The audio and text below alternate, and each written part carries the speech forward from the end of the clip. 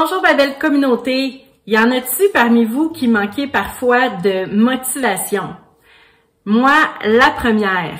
En fait, je vais vous partager aujourd'hui une citation de Steve Jobs, qui était en fait l'un des cofondateurs d'Apple, qui est décédé aujourd'hui depuis quelques années, mais il a dit quelque chose à un moment donné.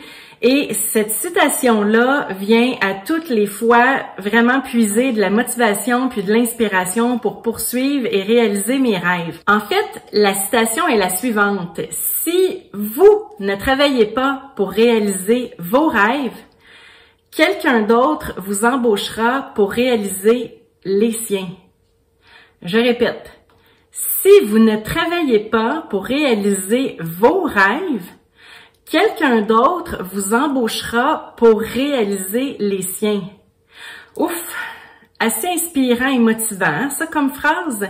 Il me semble que ça nous donne un petit pep là, pour dire « Wow, attends une minute, là, moi aussi, j'ai le goût de réaliser mes rêves. » Si seulement vous saviez, ma belle communauté, quand j'étais en démarrage d'entreprise, quand j'étais en démarrage de garderie, le nombre de fois où j'ai tout voulu laisser tomber, où j'ai tout voulu abandonner, 1000 fois, j'y compte même plus. Je doutais de moi, je me culpabilisais, je m'auto-sabotais. Je me disais, finalement, je suis pas faite pour être en affaires. Finalement, je suis peut-être pas faite pour faire ça. Je doutais de moi. Même des fois, je me dénigrais. Puis, c'était vraiment une spirale descendante. Puis, je me levais un bon matin avec un pétard dans le derrière, puis je me disais, ah bon, ce matin, ça va fonctionner, là. Ce matin, je suis motivée, ce matin, je vais réussir, puis je me levais, puis j'aurais déplacé des montagnes, là. J'étais en feu. Puis quelques jours, quelques semaines plus tard, la spirale descendante recommençait. Ah, je pense que finalement, c'est pas fait pour moi, c'est trop difficile, ça me tente plus, je lâche tout, j'abandonne. Vous savez quoi? J'étais pas folle. Et j'étais pas non plus bipolaire. Non. En fait, c'était un pattern de performance. J'avais peur d'échouer, j'avais peur d'être jugée, j'avais peur de me tromper. Je manquais énormément d'estime de moi, je manquais énormément de confiance. C'est ça, en fait, le pattern de la performance. C'est que ça nous brime à réaliser nos rêves parce que c'est notre ego qui nous parle. Mais quand maintenant vous voyez que vous avez un discours intérieur qui est comme ça, qui vous culpabilise, qui vous auto-sabote, qui vous dénigre, quand vous voyez que votre discours intérieur commence à être négatif, ben maintenant vous savez c'est qui vous parle. C'est votre ego. Fait qu'à cette heure, je vous donne un truc, il faut vraiment penser à flipper vos pensées. Moi, c'est ce que je fais quand je manque de motivation puis quand rien ne va plus. Bon, oui, je vais marcher dans le bois, oui, je vais faire du sport, oui, je vais méditer, mais ce qui fonctionne également, c'est de flipper ses pensées. Je vous donne un exemple.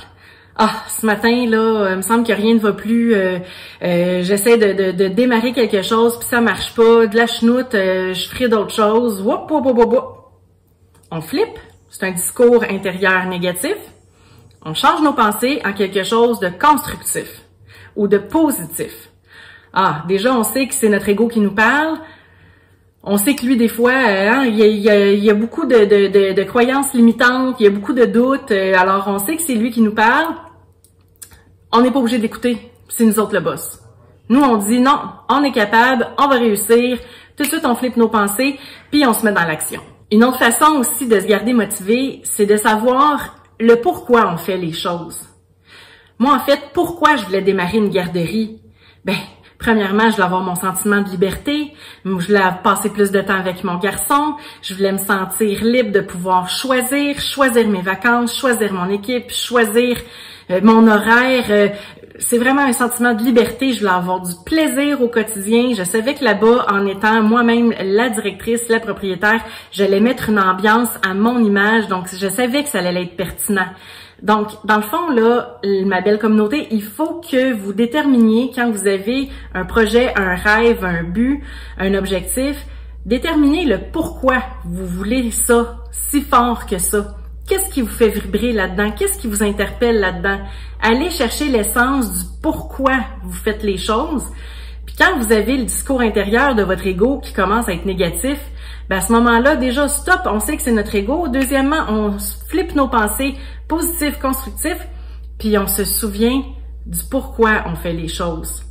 Vous savez, je suis pas meilleure que vous, hein.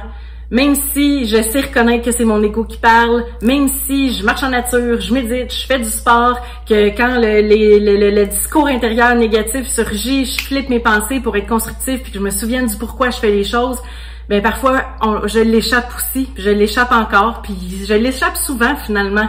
Vous savez, c'est pas un objectif, c'est un cheminement. Mais je pense que déjà, en vous partageant ces trucs-là, je suis convaincue que ça peut vous aider à réaliser vos rêves. Et dans les moments les plus sombres, je relis la citation de Steve Jobs. Si vous ne travaillez pas pour réaliser vos rêves, quelqu'un d'autre vous embauchera pour réaliser les siens. J'espère que vous avez trouvé de la valeur dans cette vidéo-ci. N'hésitez pas à la partager à quelqu'un que vous aimez. Ici Julie Massaro qui vous dit bonne journée et à bientôt.